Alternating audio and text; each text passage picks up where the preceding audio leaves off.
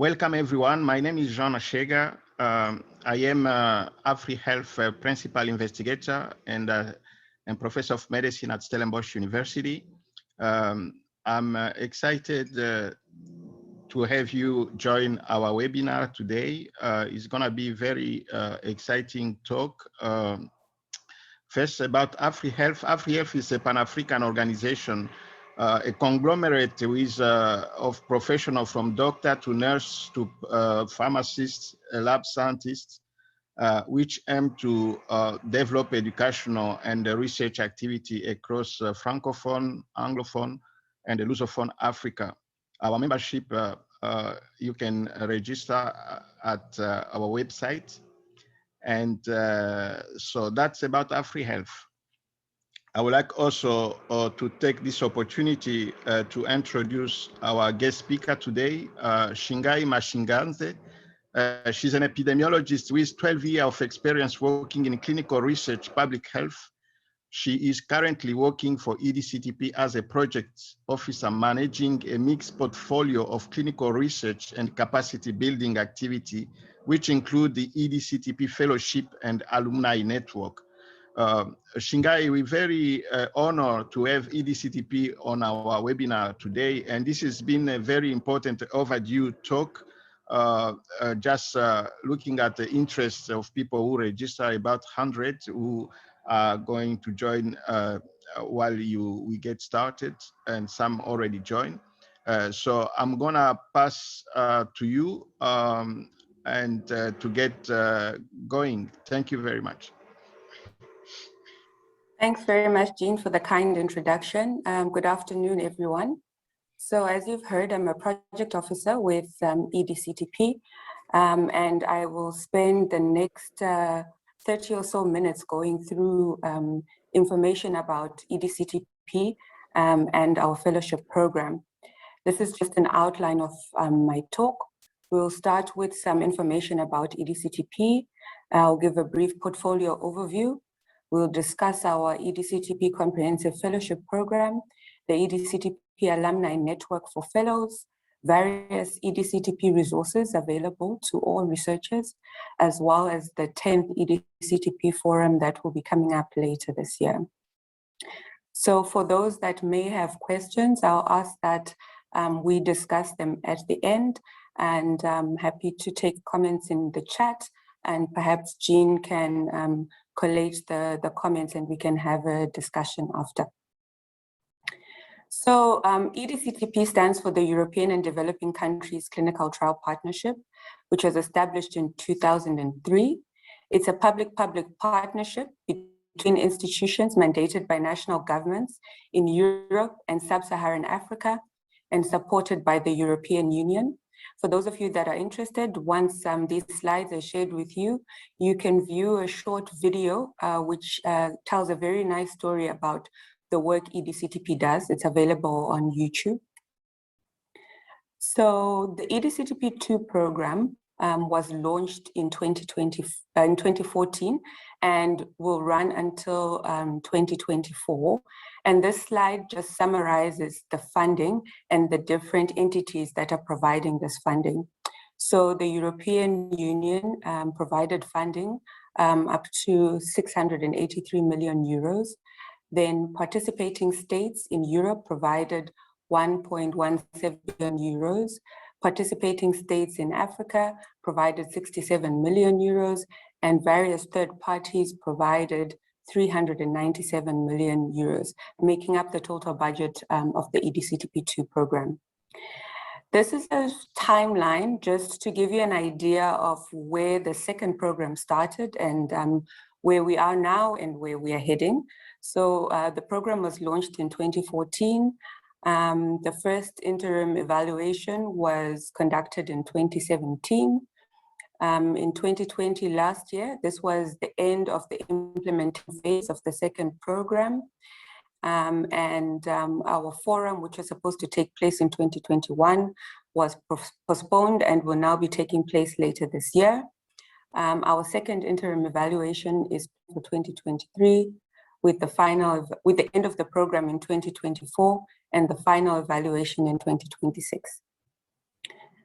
So the EDCTP program objectives are linked to medical interventions, that is, new or improved medical interventions against poverty-related infectious diseases, linked to collaboration and capacity development to improve cooperation with sub-Saharan Africa through capacity building for conducting clinical trials according to ethical principles and regulatory standards, to European coordination, improve coordination, alignment, and integration of European national programs, to external partnerships, to increase international cooperation with public and private partners, to EU cooperation, to increase interaction with other EU initiatives, including those linked to development assistance.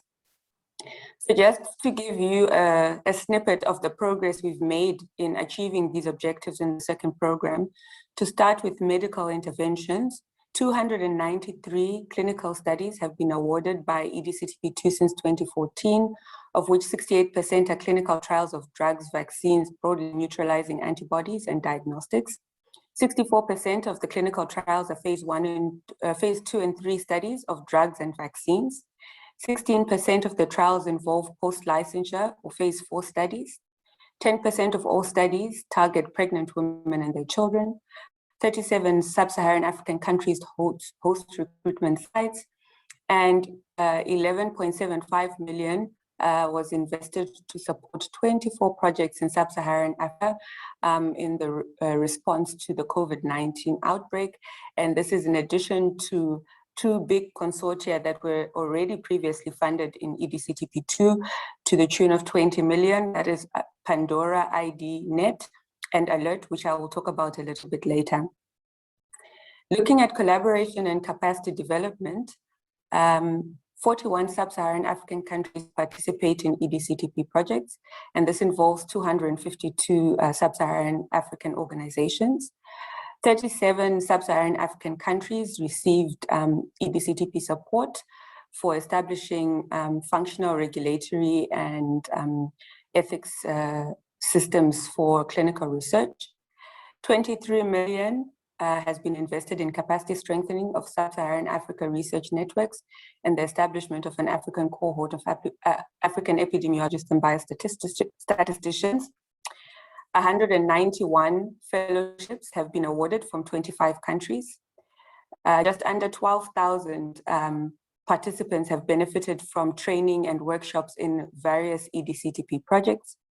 And 16 sub-Saharan African countries are currently members of the EDCTP Association. And looking at external partnerships, 60 countries participate in EDCTP-funded activities. 448 institutions are involved in EDCTP2 projects. 56% of the total EDCTP grant value is allocated to sub-Saharan Africa institutions, and 284 private sector entities are involved in EDCTP projects. So moving on to how EDCTP funds. Our funding is awarded in 3 broad categories.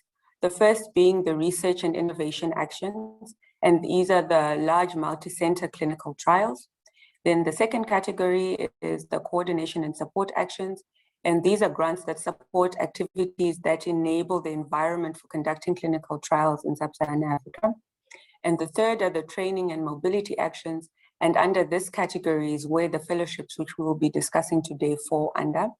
And we do have other ad hoc activities that are not course-specific that can be launched for each work plan as decided. When we talk about clinical studies in EDCTP, these are the types of studies that we fund. So EDCTP does not fund preclinical research. We fund clinical trials, phase 1 to 4, as well as implementation research. Our disease scope covers HIV, malaria, tuberculosis, neglected infectious diseases, epidemic infectious diseases, diarrheal infections, and lower respiratory tract infections.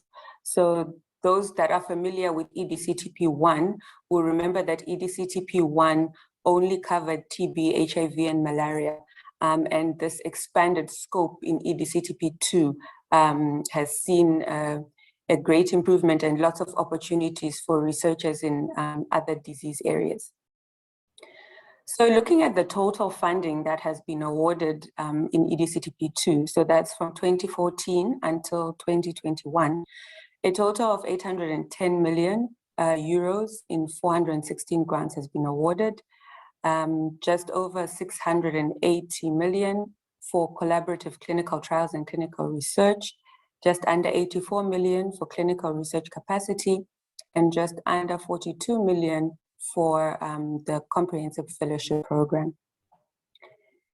For those of you that might be interested in knowing the distribution of the funding across disease areas, and this is looking at the RIA, the big clinical trials, you can see that HIV, malaria, and TB still take a large proportion of the funding, but you'll see that the new areas that were introduced in EDCTP2, that is the NIDs, diarrheal diseases, respiratory infections, and emerging infections, have growing portfolios, and this is encouraging to see. So this just displays the 60 countries that are involved in EDCTP activities in Europe and Africa. And it's nice to see that the map of sub-Saharan Africa has filled up almost completely, and this is great progress. So moving on to our capacity development approach. So EDCTP works and supports different aspects that aim to build capacity. So we support the people, skilled and motivated researchers are needed. We support the physical infrastructure, ensuring rigorous and efficient ethical and regulatory review. And we also support the processes, providing the essential equipment for high clinical research. So we'll start with ethics and regulatory. As you can see here, 37 countries in sub-Saharan Africa have been recipients of the EDCTP ethics grants, which is great. I think the epidemics, both Ebola and COVID, have shown a big gap in our ethics and regulatory capacities in Africa. And building this up is an investment EDCTP has made from the first program and continues to do so in the second program. Early on in EDCTP1, it was established that South-South networking needed additional investment. And this saw the creation of what was called the EDCTP Regional Networks of Excellence. They were funded in EDCTP1 and continue to be funded now in EDCTP2. The four networks are CANTEM, that's the Central Africa Clinical Research Network in Central Africa. EACCR in East Africa is the Eastern Africa Consortium for Clinical Research. WANATAM, the West African Network for TB, AIDS and Malaria is in West Africa. And TESA, Trials of Excellence in Southern Africa, is the network for the South. So the networks of excellence all have websites, and I really encourage you to have a look at some of these websites to see the work that they do. That's if some of you don't already work with the networks. EDCTP has also funded research in health system strengthening. This slide shows you just a summary of consortia that are working to improve the pharmacovigilance capacities across Africa. EDCTP has also funded grants that look at translation of knowledge into policy and practice. Then I mentioned ALERRT and PANDORA early on in the presentation, and these two consortia were funded 10 million euros each. And the aim for these consortia was to establish a multidisciplinary consortium able to provide accelerated evidence for the optimal clinical management of patients and for guiding the public health response to severe infectious diseases. And you can see that ALERRT is coordinated in Europe, while PANDORA-ID.NET is coordinated from Africa. And both these consortia have had a very active role in responding to the COVID pandemic.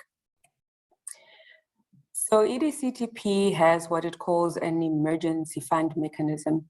And this was first activated in response to the Ebola outbreak, where research studies were funded and reviewed at an expedited and prioritized speed to ensure that funding can become available to try and alleviate or come up with solutions for epidemic response. So similarly, in response to the COVID pandemic, EDCTP launched an emergency call in 2020, and this resulted in 24 grants being funded. And this map just shows you how interconnected these grants are and all the partners between Africa and Europe. All this information is available on our website as well for those that want more details in terms of what are these studies doing and how they're progressing. And also linked to outbreak response, EDCTP partnered with Africa CDC in a joint call that resulted in the funding of 10 projects. And these 10 projects will result in the training of 150 EpiFellows by 2024. And these well-trained epidemiologists and biostatisticians will go a long way in helping to improve and strengthen epidemic response across Africa. So the 10 projects result in a network of 51 organizations, 42 organizations in Western, East, Central, and Southern regions of Sub-Saharan Africa, and 9 organizations in Europe. And these 51 organizations include 24 leading universities in Europe and Africa, working in partnership with national public health institutes, ministries of health, as well as other research and not-for-profit organizations. So moving on to the EDCTP Comprehensive Fellowship Program, now that you have a background of how the organization is set up and how we work, it will be easier for you to put this discussion about the fellowship program into context. So the way that the fellowship program is structured is it follows the continuum of growth of a scientific researcher, with the more junior grants targeting early career researchers and our most senior targeting well-established leaders in their fields. So let's start with the EDCTP RF Preparatory Fellowship. So this is a joint fellowship that is funded by EDCTP and RF. And the objective of this fellowship is to enhance the competitiveness of up-and-coming postdoctoral sub-Saharan African scientists and clinicians aspiring to receive international, regional, or national fellowships or grant support. So this grant, which is usually about 70,000 euros, allows recent graduates to be placed at an institution where they can receive this training. So the eligibility for this, you require a PhD, and you cannot be more than 3 years from when you qualified with your PhD. The next fellowship is the Clinical Research and Development Fellowships, sometimes referred to as the industry fellowships. And the objective of this fellowship is to offer researchers and key members of clinical research teams the opportunity to acquire technical and project skills in clinical research and development through placement in pharmaceutical companies, PDPs, and CROs. This grant is usually about 100,000 euros, and eligibility and a master's degree or a PhD degree.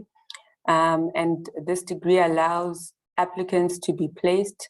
Many of the placements are with our partners in Europe, and they spend some time learning hands-on skills about conducting clinical trials, following which, when they finish their placement, they have what is called a reintegration plan, which ensures that the skills that they have learned abroad, or they are partners in Africa as well, so it's not necessarily all placements in Europe.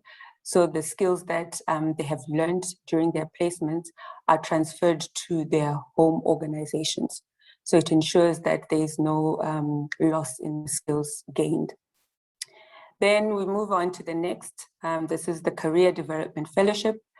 So this is usually 150,000 euros of funding over a period of 3 years. And the objective of this fellowship is to support early and mid-career scientists to develop their individual clinical research skills, providing an opportunity for talented scientists to establish themselves as independent researchers and team leaders. So the eligibility for this, you're required to be either an MD with a degree or to have completed your PhD and have up to 5 years of research experience. And you are required to have at least one publication as a first author, last author, or co-author, as long as you have one publication. So the reason why the Career Development Fellowships was established is it was recognized that young early career researchers are often working on bigger grants by more established PIs. And these career development fellowships often give younger researchers a chance to lead their own grant for the first time for many, and hopefully sets them up for continuing to receive their own funding and grow their individual research portfolios. And then we move on to the senior fellowships. And this is targeting our more senior and established researchers. This is usually 500,000 euros over a period of up to 5 years. The objective of this is to support experienced researchers to advance themselves as in clinical product development and closely related fields, while also training and mentoring junior researchers.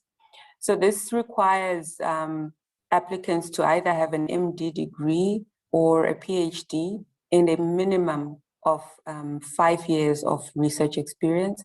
It also requires them to have at least 5 first or last author publications. And the reason for this is the senior fellowships are targeting individuals who are established, who have already developed many of the skills required to be a successful researcher. It has a big focus on mentoring and ensuring that junior researchers receive the kind of support that they require in order to set themselves up to start their research careers. And the last and the newest fellowship, which is called the Senior Fellowship Plus. So this is also targeting senior well-established researchers. However, there is an additional component to this fellowship in that it allows not only for the training of PhD and master's students, which are the requirement of both the Senior Fellowship and the Senior Fellowship Plus, but in addition to this, in the Senior Fellowship Plus, a trainee fellow is also under the supervision of a senior fellow. So the trainee fellow is from another country and at the level of a career development fellow. And the reason why this tandem fellowship was established, we ran the first trial call in 2019, and 4 grants have been awarded. And the background to this was it was established that some countries are more established and have more advanced researchers and institutions and were succeeding at a higher rate than other institutions and countries at obtaining EDCTP grants. So this tandem fellowship allows senior researchers from well-established institutions to take on a junior researcher, a trainee fellow from another country who might not be able to get the grant should they have been applying on their own. And we're hoping that this tandem relationship will help us to bridge the gap between the more established countries in sub-Saharan Africa in terms of research and the less established countries. So we will evaluate this first call that was run in 2019, and hopefully this will continue with future calls to come. So I did give you quite a bit of information about these fellowships, after the meeting, there will be information that is shared with you that will provide you with many of the details that I've discussed.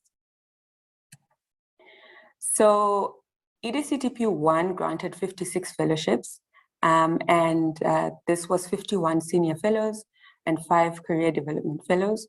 And EDCTP2 has granted 191 fellowships, and these include 43 senior fellows, 121 career development fellows, 27 junior fellows, and these combine the industry fellows and the preparatory fellowships.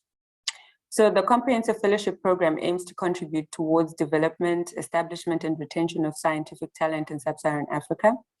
We partner with many organizations to make these fellowships work as efficiently as possible. So with WHO Afro, with WHO TDR, Africa CDC, RF, Botna Foundation, as well as pharmaceutical companies, including Novartis and GSK. EDCTP2 fellow distribution, you can see the map that's shown there, and it's I just don't have a map to show you a comparison of what this looked like at the beginning of EDCTP2, but we actually had a gray corridor going down the middle of the map of Africa because we didn't have fellows in many of these countries. So we are making progress and starting to see fellows popping up in some of the left behind countries, and we hope this is going to continue. Among the 191 EDCTP fellows, 40% are female and 60% are males, and they represent 25 sub-Saharan African countries. So EDCTP purposefully works to improve gender ratio as well as geographical diversity among the fellows and in other capacity development projects. The graph on the right shows you the progress in trying to improve our gender balance, and this is with the fellowship projects.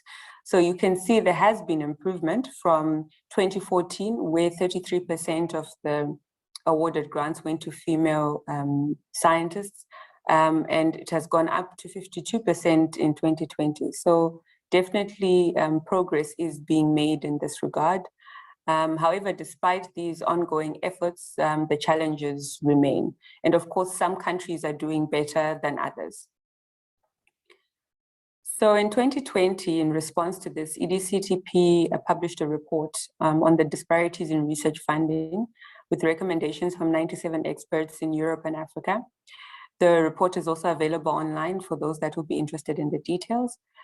This EDCTP workshop was held in Addis Ababa and hosted by Africa CDC, and many of our fellows participated in this meeting and contributed to the discussions and recommendations that were made. And we have started already implementing some of these and hope to implement more of these recommendations in the future. EDCTP also encourages fellows to work closely with the EDCTP regional networks of excellence, building on recommendations from the EDCTP Africa CDC workshop that I just mentioned. A call was launched to address gender and diversity gaps in clinical research capacity at the EDCTP regional networks of excellence, and 4 proposals have been funded, and these will facilitate the training of female PhD students at the 4 networks of excellence. So it's great to already see that these recommendations are already being implemented. And lastly, I would like to spend a bit of time talking about our EDCTP Alumni Network, which was set up to foster excellence and collaboration in the next generation of researchers. So I encourage you to visit our online platform. The website is shown at the top of the page. The Alumni Network was set up to provide a mechanism by which EDCTP can profile all fellows and keep up to date with their career progress and ongoing research projects. It was set up to provide a tool that facilitates easier networking and collaboration among the EDCTP fellows and the extended research community, and to increase the visibility of the EDCTP Comprehensive Fellowship Program and demonstrate the lasting impact of investing in capacity building of African-based scientists. So the Alumni Network was launched in October 2017, and the platform development followed. The platform development incorporated feedback that we received from our fellows to try and make this online platform as user-friendly and useful as possible. And EDCTP has funded many fellows, and I just wanted to give you a few examples of some of the fellows we have funded and where they are now. So we have Dr. Nesri Padayachi in South Africa. She's now the Deputy Director of CAPRISA, and she's on the South African National Advisory Board for MDR-TB since 2010. Dr. Mohamed Lamod from Uganda is the head of department at IDI at Makerere. He's a member of the advisory panel for HIV, drugs and drug interactions, as well as the president of the International Society for Pharmacoeconomics, the Uganda chapter. We have Professor Charles Obonyo in Kenya. He was the Chief Research Officer at KEMRI and serves as the chair of the Great Lakes University Kisumu Research Ethics Committee. Dr. Isato Taure, she's the head of immunology at Pasteur Institute in Senegal and a member of the WHO Advisory Committee on variola virus research since 2016. And Professor Janika from Gabon, he's the director of CREMAL in Lambarini, and he's also the General Assembly representative for Gabon. I mean, there's so many fellows and they have achieved so much. It's very encouraging to see how well established their careers are and the work they continue to do over the years, long after they have received their fellowship. So just to also show or to discuss and highlight how investing in a fellowship pays off in the years to come. During the COVID pandemic, I think EDCTP was pleasantly surprised at just how impactful the efforts of EDCTP fellows, past and present, has been in the response across Africa. And I just picked out a few examples, but again, there's so many more that could be shared.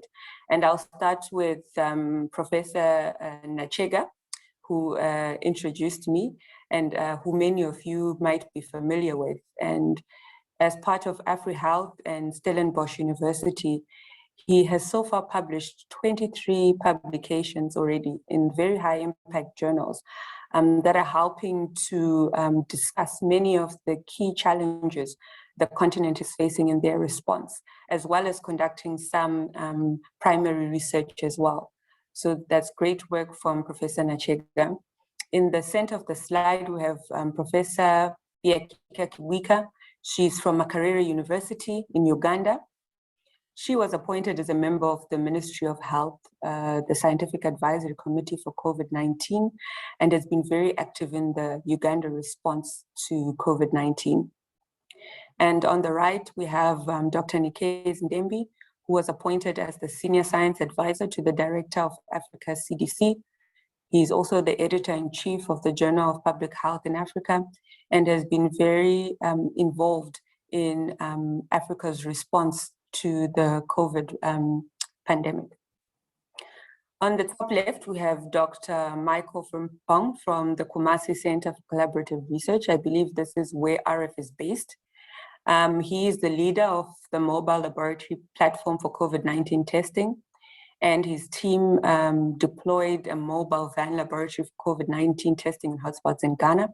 And the picture shows him introducing and explaining to the president of Ghana how this platform works. On the right-hand side, we have the Coronavirus Cough Project, led by Dr. Marissa Klopper and her team, who developed an algorithm that aims to classify coughs as COVID or non-COVID, with the ultimate goal of developing a smart app that can be used as a triage test to avoid overrunning testing facilities during periods of cough and high infection. And lastly, we have Dr. Beatrice Achan. She's from Makerere in Uganda. I've just put one of her publications there, but she has published several COVID-19 related manuscripts. And this is just a little bit of what the fellows have been contributing in the response to COVID-19 on the continent. Unfortunately, we lost one of our fellows to COVID. So this is just to remember Dr. Jane Wanyama, who was a senior public health specialist at IDI at Makerere. EDCTP extends their sincere condolences to all her loved ones and thank her for the great work that she did in conducting research in adolescent health. She was an EDCTP Career Development Fellow, about to finish her grant. This slide just summarizes the different online resources that are available to all researchers, not just EDCTP fellows. So our main website, we have an interactive portfolio of case studies, which provides you with a good summary of all the studies that have been funded by EDCTP, EDCTP2. We have the EDCTP public portal. This is a searchable database. I encourage you to go and visit because you can interact and export data and see, where projects are and who's involved in these projects. We most recently have the EDCTP Knowledge Hub. This is also a great resource. It has 3 major toolkits: the Protocol Development Toolkit, the Data Management Portal, and the Data Sharing Toolkit.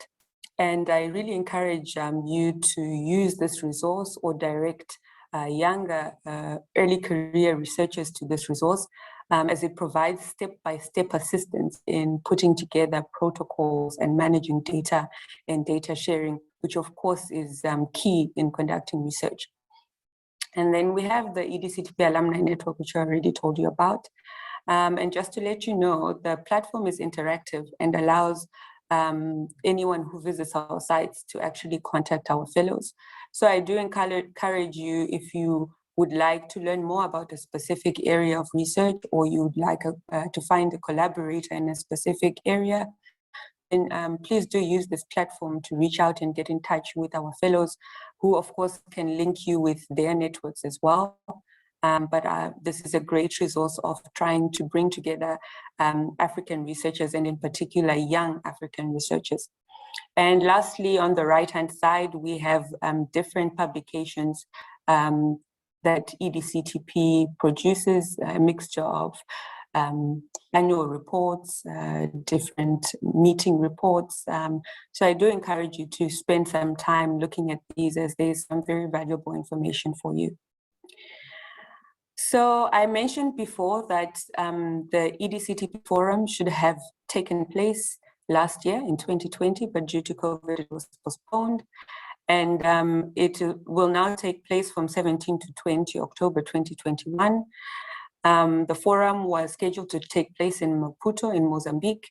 However, we are planning a virtual hybrid meeting due to the continued challenges with COVID. So the abstracts are still open. So for those of you that have not submitted an abstract to the EDCTP forum, I encourage you to visit the website and submit your abstract. The deadline is approaching on 28 June. And the best news is the registration is free. So we really encourage you to share this information with your networks. And just to end off,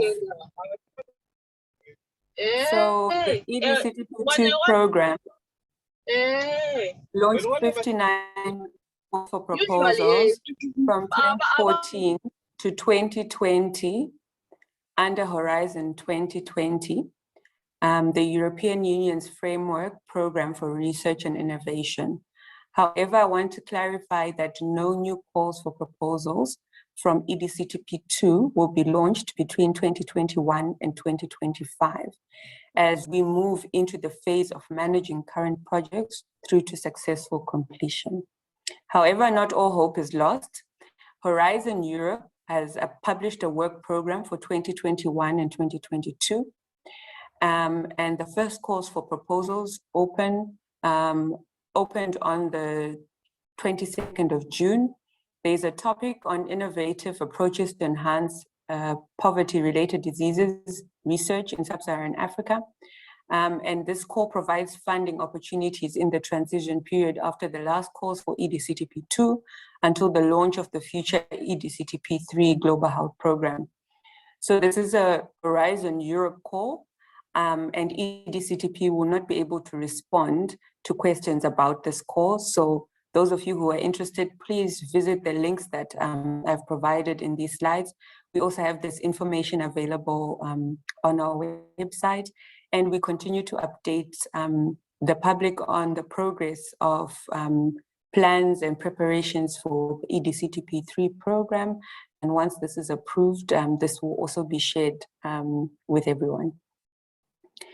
So I'd like to acknowledge the calls and grants team at EDCTP, and these colleagues have led various calls over the years or assisted with the implementation of the very many fellowship grants that we have.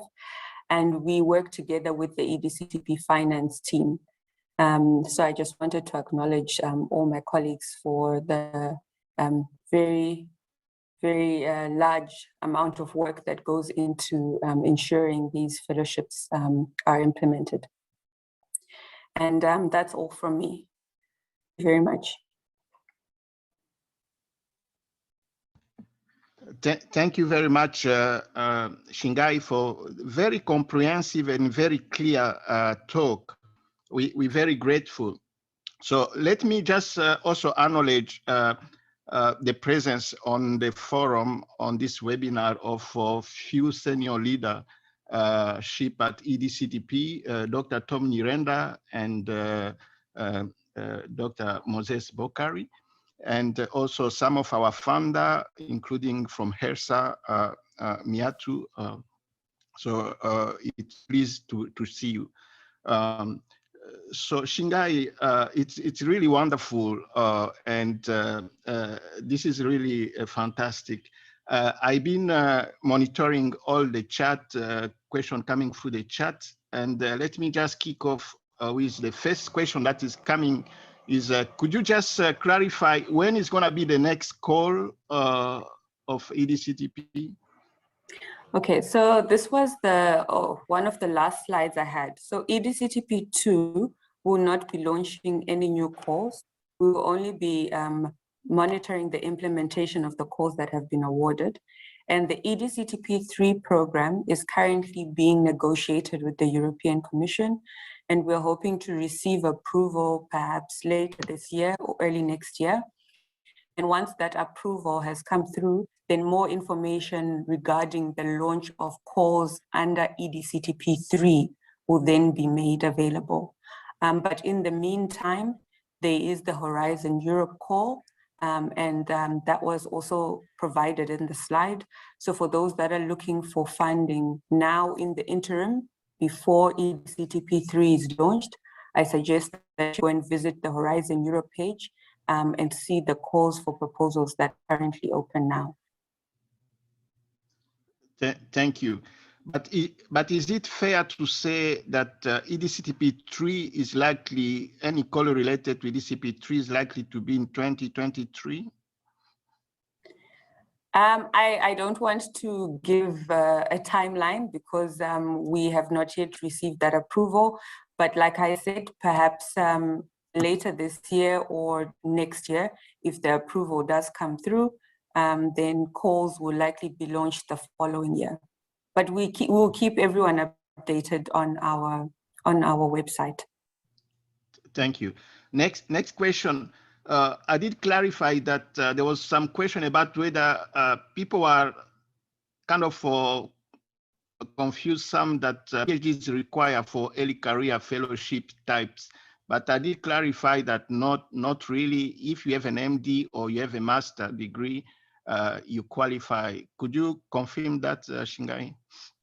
Okay, so with the fellowships, the EDCTP RF Preparatory Fellowship and the Career Development Fellowship require you to be either an MD or have a PhD. But the Clinical Research and Development Fellowship or the Industry Fellowship, a master's degree is acceptable. That's correct. Thank you. And next, we were very pleased under EDCTP Wave 2 expansion of topics to not only HIV, TB, malaria, to include also non-communicable diseases and emerging infections.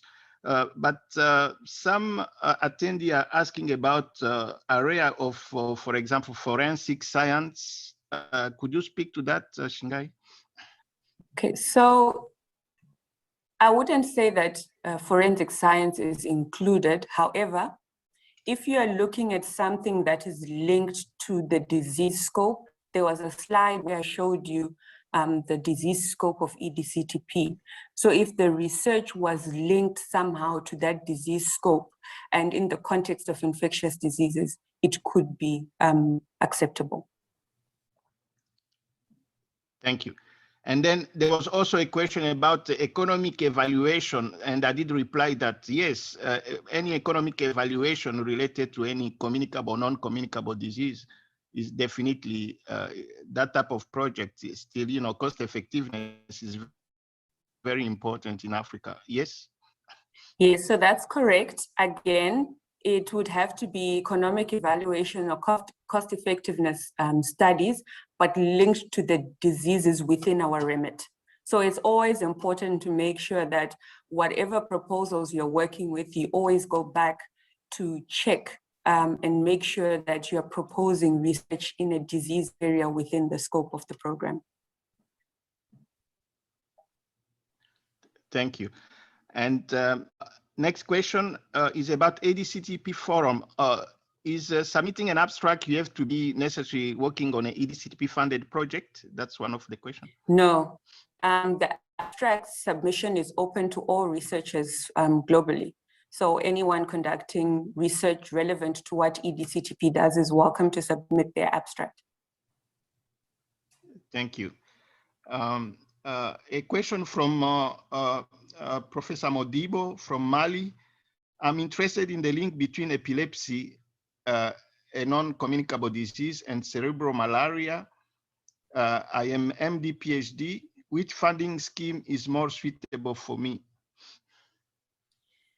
It sounds like you probably fall in the category of a senior fellow. However, you're welcome to get in touch with me to discuss this separately. Then in terms of your topic, yes, you are interested in cerebral malaria. Malaria is part of the disease remit of EDCTP. So if you frame your research about malaria and epilepsy, this would make it eligible. However, if you frame your research solely on epilepsy, it might not be eligible. So yeah, but I'm happy to discuss with you after the meeting. Yeah, another question on the chat, oral health, you know, dental, oral science, is it of interest for EDCTP? Again, I wouldn't say that it is part of our core remit, but if you are looking at oral health that was linked to one of the diseases within our remit, then your proposal may become acceptable. So again, I'm willing to discuss this with whoever raised this point after the meeting to help them understand better. Thank you. Any other question, comment, or any other general comment from Shingai or from anyone? I see somebody has just asked, is antibiotic resistance relevant? Yes, it is. EDCTP actually had a call that was focused on antimicrobial resistance, and a few projects were funded there. So that is definitely within our remit. Thank you, Shingai. So is geographic GIS geostatic link to epidemiology acceptable?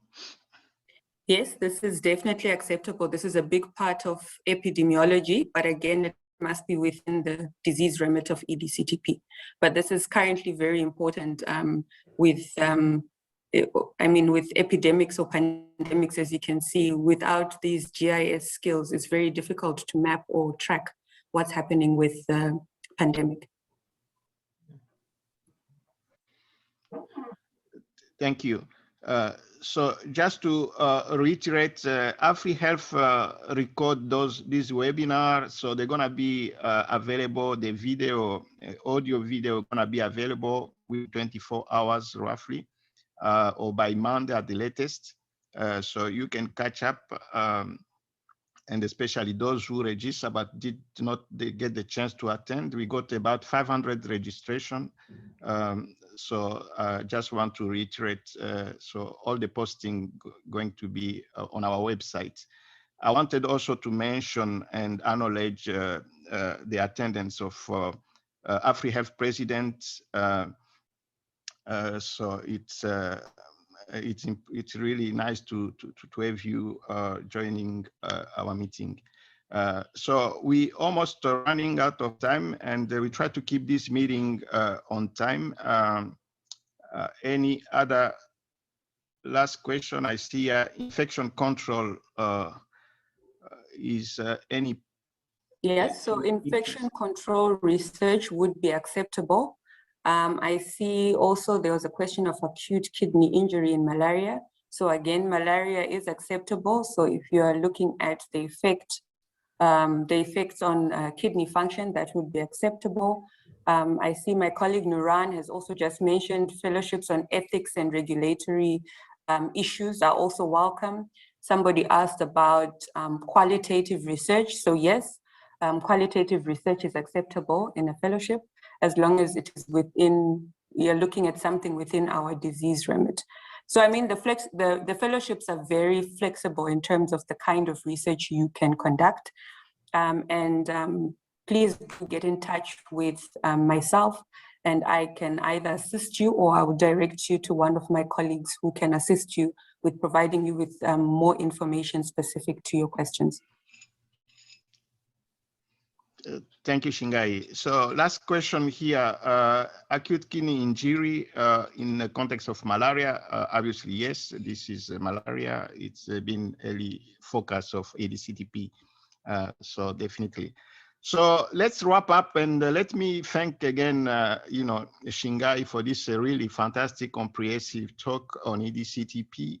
I would like to thank again the Secretariat of AfriHealth in Kumasi, Ghana, Ireneus Clara, our director, Yeboah, and our president, and all the participants, and our founder who joined this call today. So thank you very much, and we look forward for more discussion and the continued interaction with EDCTP. Thank you very much. Bye. Thanks very much. Bye, everyone. Yeah. Thank you.